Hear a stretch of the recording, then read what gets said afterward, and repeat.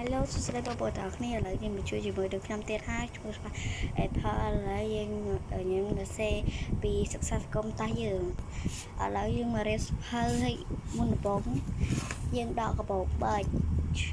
ខ្ញុំស្អាតណាស់អញ្ចឹងហើយយើងដកសភៅពុំមួយទៀតសភៅពុំខ្ញុំក៏ស្អាតហើយរយដែរនេះគឺជាសភៅសិក្សាសង្គមរបស់ខ្ញុំនិងសភៅសិក្សាសង្គមរបស់ខ្ញុំហើយយើងចាប់ផ្ដើមដកសភៅសរសេរហើយយើងមើលសភៅសរសេរយើងតិចទៅហើយអានេះគឺជាសភៅទាំងអស់ដែលខ្ញុំបានរៀបឥឡូវយើងចាប់ផ្ដើមបើកសភៅដើម្បីសរសេរមេរៀនឥឡូវយើងសេតែបានប៉ុណ្្នឹងទេអ្នកគ្រូខ្ញុំឲ្យសេរៀងច្រើនជាងនឹងតិចអញ្ចឹងយើងចាប់ដើមមកមើលឥឡូវយើងដល់វគ្គនឹងហើយ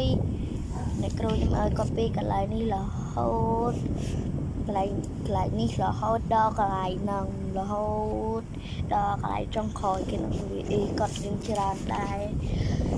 ហើយយើងក៏ចាប់ដើមកត់ដែរឥឡូវយើងចាប់ដើមកត់ទាំងអស់គ្នាឥឡូវយើងក៏ដល់ត្រឹមនឹងហើយខ្ញុំស្អែកចាំខ្ញុំចេញវីដេអូមួយទៀតហើយខ្ញុំចេញវីដេអូដែលពេលនោះពួកអីមកខ្ញុំហើខ្ញុំសេបានប៉ុណ្ណឹងហ្នឹងពីរៀងកើនឹងដោយសារខ្ញុំសេប៉ះនេះអត់សារខ្ញុំប៉ុណ្ណឹងស្អាតនៅប៉ុណ្ណឹងស្អាតហើយអីជួយខមមិនម្នាក់មើលផុតឥឡូវយើងហើយតោះយើងសេខាន់ហើយយើងបាត់សភៅទុកឥឡូវយើងសេហើយបាត់សភៅទុកហើយយើងត្រូវការយកដាក់នេះដែរណាឥឡូវយើងបង្ហាញសភៅយើងម្ដងទៀតអានេះបិចម្ដងហើយ